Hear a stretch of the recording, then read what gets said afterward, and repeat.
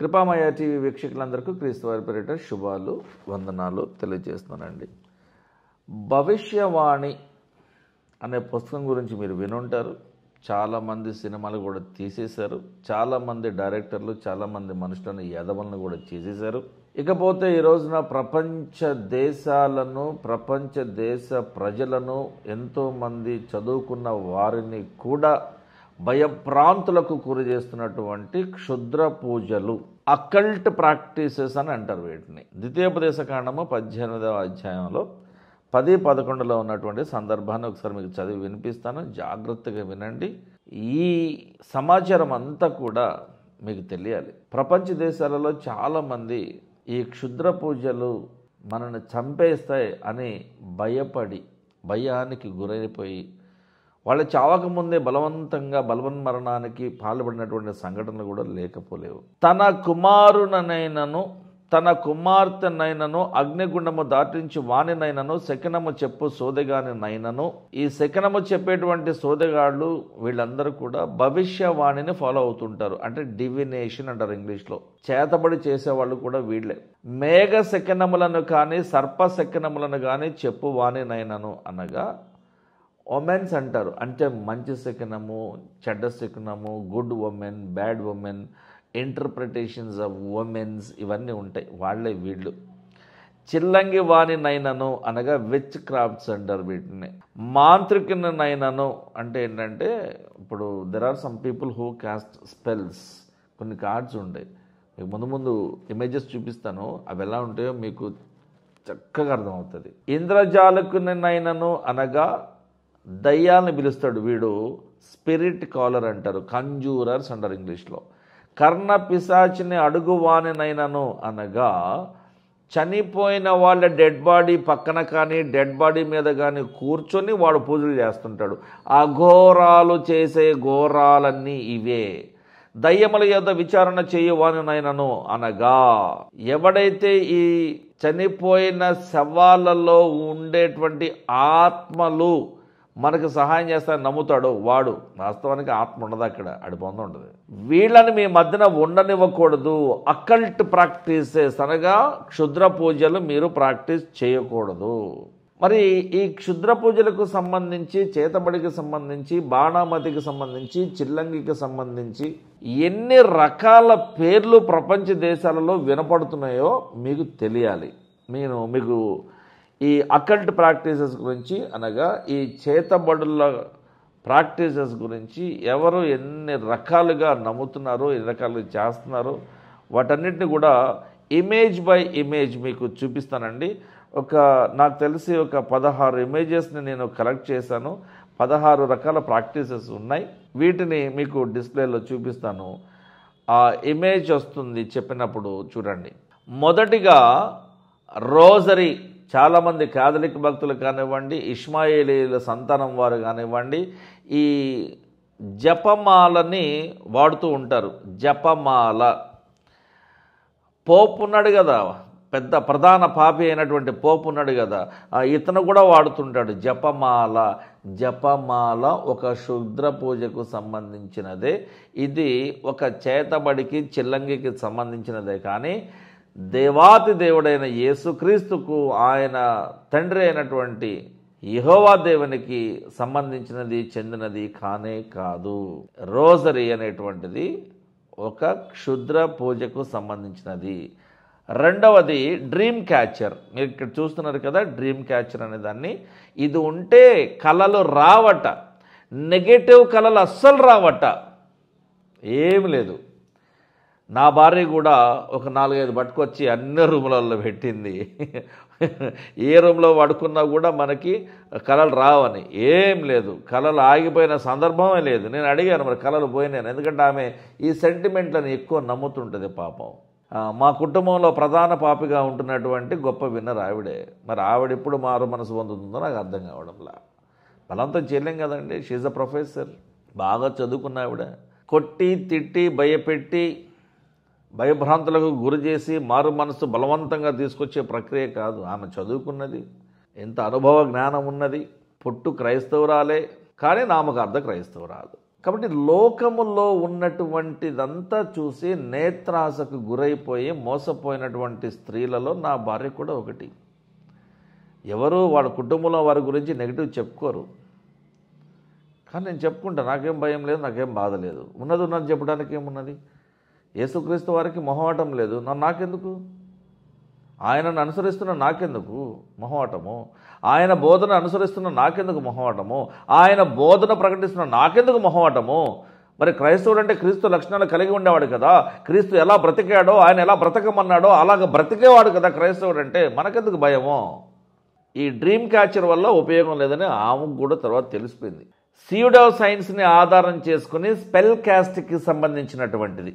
దీని ద్వారా దయ్యాలను పట్టి తెచ్చి మిగతా మనుషులకి పట్టిస్తూ ఉంటారు. దయ్యాన్ని పట్టించేవాళ్ళు వీళ్ళందరూ. తర్వాత చూడండి 4వ ఇమేజ్ చూడండి. ఇక్కడ గ్లాస్ టైర్ అంటారు దీన్ని. ఇదొక విచిత్రమైనటువంటి పద్ధతి.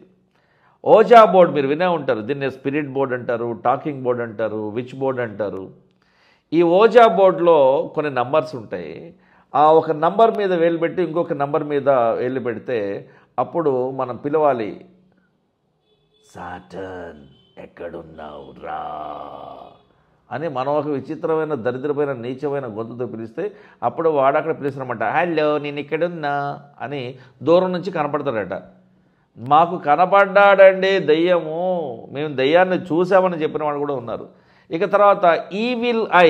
ఇది ఈ మధ్య కాలంలో చాలామంది ఒక పెండెంట్గా మెడలో వేసుకోవటము, ఇంట్లో గోడలకి వేలాడదీయటము, అంటే ఒక నెగటివ్ శక్తిని, అంటే దిష్టి పోగొడుతుందట. మామూలుగా బూడిద గుమ్మడికాయ పెడుతుంటారు, ముళ్ళకర్ర పెడుతుంటారు, ఆ పంచాతంత్రం పెడుతూ ఉంటారు. ఇంకా ఎర్రది ఒక కొబ్బరికాయని ఒక ఎర్ర గుడ్డలో కట్టేసి పెడుతూ ఉంటారు, నిమ్మకాయలు మిరపకాయలు కాంబినేషన్ పెడుతూ ఉంటారు. ఇలా రకరకాల ప్రాక్టీసెస్ మనకి అందుబాటులో ఉన్నాయి, మనం చూస్తూ ఉంటాం. అయితే ఇప్పుడు కొంచెం స్టైల్గా, ఎందుకంటే బాగా డబ్బులు ఉన్నవాళ్ళు, పెద్ద పెద్ద కార్లు, పెద్ద పెద్ద ఇళ్ళు, ఇంటీరియర్ డిజైనింగ్ లక్షల కోట్లు తగలబెట్టి కట్టుకునే వాళ్ళందరూ కూడా అలా కొబ్బరికాయలు, ఇలా బూడిద గుమ్మడికాయలు, ఈ ముళ్ళకర్రలు పెట్టుకోవడానికి ఇష్టం చూపించట్లేదు. అందుకని వాళ్ళ కోసం స్పెషల్గా డిజైన్ చేయబడినటువంటి ఒక కొత్త టెక్నాలజికల్ ఎక్విప్మెంట్ ఏంటి అంటే ఈవిల్ ఐ. ఇది చూడండి, ఇక్కడ blue and black and white బ్యాక్గ్రౌండ్లో ఉంది కదా, ఇదనమాట. ఇదొక ప్రాక్టీస్ అనమాట. తర్వాత భవిష్యవాణి, లేదంటే ఒక సోదగానే పని అంటారు దీన్ని. భవిష్యవాణి అంటే భవిష్యత్తులో ఏం జరగబోతుందో మొత్తం వీళ్ళు చెప్పేస్తారంట. ఇకపోతే మెక్సికోలో భయంకరమైన బ్లాక్ మ్యాజిక్ ప్రాక్టీస్ జరుగుతాయండి. మెక్సికో దేశంలో తరువాత ఆఫ్రికన్ కంట్రీస్లో జరిగినంత క్షుద్ర పూజల ప్రాక్టీసు, చేతబడి ప్రాక్టీసు ప్రపంచంలో ఎక్కడ జరగదండి. వాళ్లే నెంబర్ 1. ఆ తర్వాత ఈజిప్ట్లో జరుగుతుంది. ఇండియాలో జరిగేది 1-2% అనండి. పిచ్చి పిచ్చి బాబాలను చూసి ఊరికే భయపడి భయభ్రాంతులకు గురై వెళ్ళిపోతూ ఉంటారు. కానీ నేను వ్యక్తిగతంగా చాలామందితో నేను ఛాలెంజ్ చేసిన, అరే బాబు కెమెరా పెట్టుకుందాము, ఈ ముగ్గు గిగ్గు దానికి కావాల్సిన కోడికాళ్ళు, ఈ బొమ్మలు, పిన్నులు మొత్తం నాయరా బాబు, నా మీద చేయండి. మీరు చేయలేకపోతే మీరు చేయలేని ఒప్పుకొని సావండి, మానేసండి, పనులు చేయకండి అని చెప్పాను. ఎవడు చేయలే. ఇండియన్ బ్లాక్ మ్యాజిక్ చూడండి ఎలా ఉందో, అత్యంత భయానకంగా ఉంది కదా. టారెట్ కార్డ్స్ అంటారు చూడండి, ఇలా ఉంటాయి. ఇక మంత్రాలు చదివేటువంటి నెక్రోమాన్సీ నెంబర్ 12. ఫార్చ్యూన్ టెల్లింగ్ అంటారు, అంటే నీ అదృష్టం ఎలా ఉందో చెప్తాడు వాడు. ఇక 14లో ఆస్ట్రాలజీ, జ్యోతిష్యము. నీ పేరుని తీసుకుని, డేట్ ఆఫ్ బర్త్ని తీసుకుని డబ్బాలు వేసి పట్టీలు వేసి వాడు చెప్తాడు, పలానా నక్షత్రాన్ని బట్టి, గోత్రాన్ని బట్టి నీ జన్మ నక్షత్రం అట, దానికి ఒక గోత్రం అట, గ్రహాలన్నీ ఆగ్రహంగా ఉన్నాయట, ఏమేమో చెప్తాడు వాడి ఇష్టం. ఇక చిలక జ్యోతిష్యం, పాపం దాని భవిష్యత్తు ఏంటో దానికి తెలియక అది ఇరుక్కుని అక్కడ సస్తే అది మన భవిష్యత్తు అని చెప్తుందట. సిగ్గుండాలి చెప్పించుకునేవాడికి, చెప్పేవాడికి ఎలాగూ లేదు. ఇకపోతే చేతిలో ఉన్న రేఖలను చూపించి చెప్పేవాడు, హస్త సాముద్రికము, పామిస్ట్రీ అంటారు. ఇవన్నీ మనుషులకు పట్టిన దరిద్రాలు. సమయాల మొదటి గ్రంథము 15:23లో తిరుగుబాటు చేయుట, సోది చెప్పుటయను పాపముతో సమానం, అంటే పాపమే. మూర్ఖతను అగపరచుట, మాయా విగ్రహము, గృహ దేవతలను పూజించుటతో సమానము. మాయా విగ్రహము, గృహ దేవతలు తెలుసు కదండి, చిన్న చిన్న బొమ్మలు ఉంటాయి అన్నమాట. దేవత అంతే ఉంటుందా? మరి ఆడలు ఉండాలి దేవత కూడా. చిన్న చిన్న బొమ్మలు అంటే పూజించుకోవడానికి ఈజీగా ఉంటాయి అనమాట గృహ దేవతలు. ఆ రోజున రెబ్బకాయ ఎత్తుకుపోయింది కూడా అయ్యే, వాళ్ళ నాన్నతో అబద్ధం చెప్పింది కూడా అయ్యే. రాజులు 2వ గ్రంథము 17:17లో తమ కుమారులను కుమార్తెలను అగ్నిగుండమును దాటించి శకునమును చిల్లంగితనమును వాడుక చేసుకొని యెహోవా దృష్టికి చెడుతనము చేయుటకై తమను తాము అమ్ముకొని ఆయనకు దేవునికి కోపము పుట్టించారు. నరబలి పాపము తప్పు అని దేవుడు ఖరాఖండిగా చెప్పాడు. హత్య తప్పు పాపము అన్నాడు. ఆత్మహత్య పాపము అన్నాడు.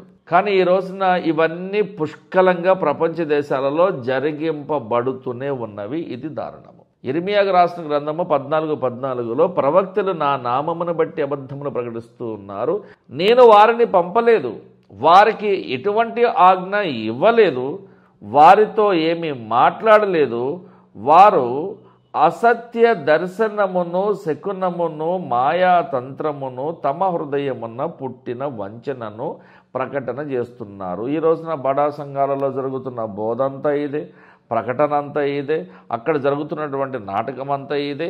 ప్రోగ్రాముల పేరిట అత్యంత దారుణమైనటువంటి సన్నివేశాలు జరుగుతూ ఉన్నాయి. ఆరాధన పక్కన పెట్టారు. ఒకవేళ ఆరాధన ఉంటే ఆరాధన పేరుతో అల్లరి చేస్తున్నారు, ప్రార్థన పేరుతో పడేస్తున్నారు, నానా భయంకరమైన జాతరంతా చేస్తున్నారు. కానుకలు విరివిగా ఇచ్చే విషయమై ఊకదంపుడు ప్రసంగాలు చేస్తున్నారు. ఎన్నో ప్రసంగాలు. ఇది కానుకలు ఇవ్వడం మీద ప్రసంగమా? ఎంతటి దౌర్భాగ్యపు పరిస్థితుల్లో ఈ రోజున్నారండి. ఈ రోజున క్రీస్తు పేరు చెప్పుకొని కాయలు అమ్ముకుంటున్నటువంటి ఎంతోమంది తప్పుడు దైవజనులు ఈ రోజున మన చుట్టూ ఉన్నారు.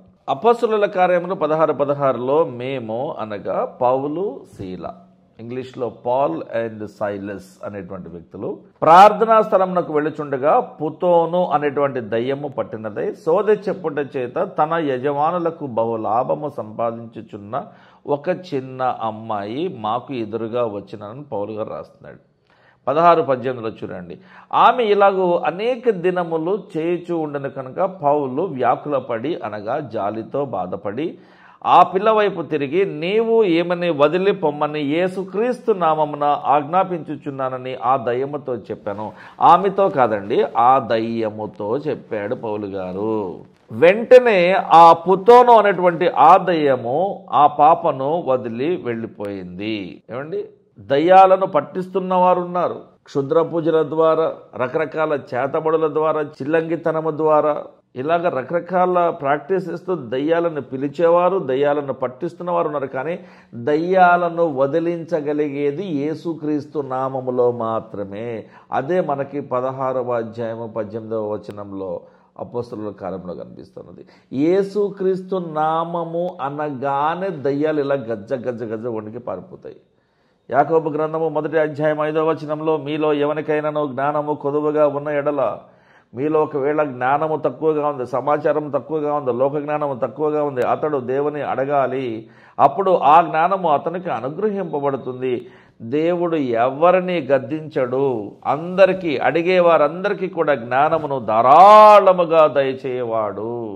ఈ బాణామతి, ఈ చిల్లంగితనము, ఈ క్షుద్ర పూజలు, ఇవన్నీ కూడా దురాత్మలకు భయపడ్డాలు, ఇవన్నీ కూడా క్రైస్తవులకు దూరంగా ఉండాలి. కాబట్టి మిత్రులారా, మీరెవరు కూడా క్షుద్ర పూజల విషయంలో, ఈ మాంత్రికుల విషయంలో, ఈ చిల్లంగితనం విషయంలో ఇంత కూడా భయం పెట్టుకోవాల్సిన అవసరం లేదు. క్రీస్తు మన పక్షమున ఉండగా మనకి విరోధి ఎవడు? ఆయన కంటే గొప్పవాడా?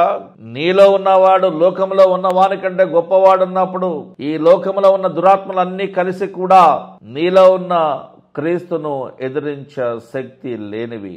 నీవు క్రీస్తును కలిగి ఉన్న వాడివైతే, ఉన్న దానివైతే ఈ క్షుద్ర పూజలకు భయపడాల్సిన అవసరం నీకు లేనే లేదు. చిన్న ప్రార్థన. ప్రేమగల తండ్రి, కనికరమగల దేవ, ఎంతోమంది క్రైస్తవులు లోకానుసారులుగా, నామకార్థ క్రైస్తవులుగా బ్రతుకుతున్నందున వారందరూ కూడా ఇంకా ఏవో శక్తులు ఉన్నాయని, ఆ శక్తులకు ఎంతో మహిమ ఉన్నదని నమ్ముతూ, భయపడుతూ, బాధపడుతూ ఎలా బ్రతకాలో తెలియనటువంటి జీవన శైలిని వారు గడుపుతూ కాలం వెళ్లదీస్తూ ఉంటున్నారు. ప్రభా, వీలైనంత మందికి నీ వాక్యాన్ని ప్రకటించాలని కోరుకుంటున్నాము, ప్రయత్నపడుతున్నాము. మా పరిచయం అంతట్లో మా తోడుగా ఉండండి. ఈ కార్యక్రమాన్ని వీక్షిస్తున్న ప్రతి ఒక్కరి అవసరం మీరు తెలుసుకునండి ప్రభువా. ప్రతి విషయంలో మా అందరికీ మీరే తోడుగా మమ్మల్ని ముందుకు నడిపించమని యేసుక్రీస్తు వారి పరిశుద్ధ నామంలో ఈ ప్రార్థన అడిగి వేడుకుంటున్నాం తండ్రి. ఆమేన్. Thank you.